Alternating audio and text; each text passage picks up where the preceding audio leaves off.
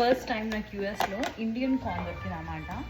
మనం ఇండియాలో మక్క గారెలు వేసుకుంటాం కదా, సో దానికోసం మక్క గారెలకి ఇది నాకు మా ఫ్రెండ్స్ ఒహాయో నుంచి కొరియర్ వేశారు. ఏదో ఫామ్ ఉందంట, ఒక అతను మన ఇండియన్ అతను పండిస్తున్నాడంట. అందులో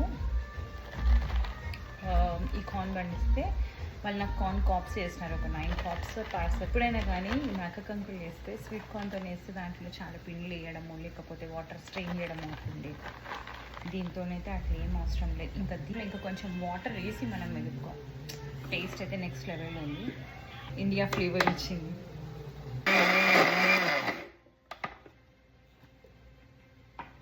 చూసారా మెదగట్లేదు. అదే స్వీట్ కార్న్ అయితే జస్ట్ ఒక పల్స్కే మొత్తం వాటర్ వచ్చేది. ఇది మాత్రం మెదగట్లేదు. దీంట్లో కొంచెం వాటర్ వేస్తే ప్రాపర్గా మెదిగిపోతుంది. సో ఇండియన్ కార్న్ మక్క గారెలు అండ్ చికెన్, ఆ కాంబినేషన్ ఇంకా అసలు క్రేజీ ఉంటుంది.